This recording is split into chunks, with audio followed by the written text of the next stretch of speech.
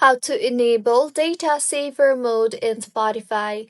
Hello everyone, I am Bishaka and welcome to our channel. Now let's get right into the tutorial. Firstly, go ahead and open the Spotify application on your device and make sure you are signed in. Further, tap on your profile icon on the top left of your screen and then tap on the settings and privacy option you see there.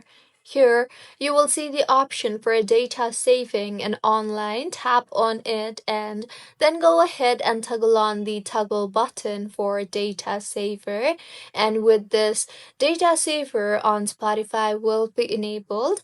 This will lower streaming quality and disable other features that use a lot of data like video previews. So this is how you can enable data saver on Spotify. If you find this tutorial helpful, please like the video and do comment if you have any queries.